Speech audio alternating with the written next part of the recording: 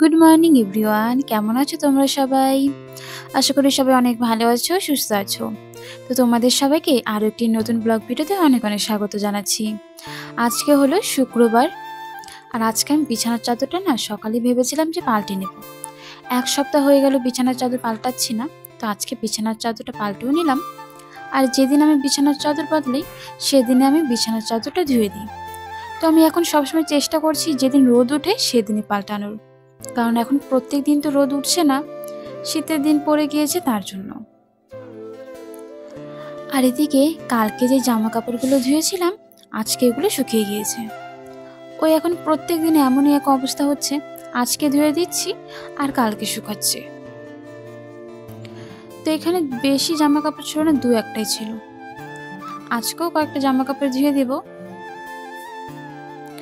এখন ঘড়িতে বাজে ওই 9টার মতন, বেশি একটা সময় হয়নি, কিন্তু 8টার দিকে সবাই খাওয়া দাওয়া করে চলে গিয়েছে কাজে। আমার প্রত্যেক দিনের রুটিন যেটা থাকে আজকেও সেটাই ছিল, যে সকাল 8টার মধ্যে রান্না কমপ্লিট করা আর খাওয়া দাওয়া করে সবাই কাজে চলে গিয়েছে। তার জন্য বাসনপত্র সব আমার ধোয়া হয়েছে আর রান্নাঘরটাও পরিষ্কার করা হয়ে গিয়েছে। শুধুমাত্র ওই ঘরের যেই ডাস্টিংয়ের কাজগুলো থাকে, ঘর ঝাড়ু দেওয়া, ঘর মোছা, এই কাজগুলোই আর কি বাকি ছিল। তো সেগুলো করে নিলাম, বেশি আর দেরি করলাম না। কোনো কাজে দেরি করা কিন্তু একদমই ভালো নয়। আমার মনে হয় টাইমের কাজ যদি আমরা টাইমের মধ্যে করি তাহলে খুব ভালো হয়,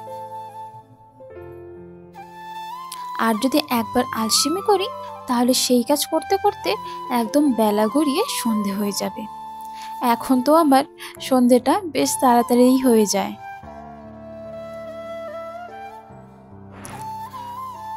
তো বন্ধুরা, ভিডিওটা ভালো লাগলে একটি লাইক করো, কমেন্ট করো, শেয়ার করো, আর এই ছোট্ট চ্যানেলটি সাবস্ক্রাইব করে আমার পাশে থেকো।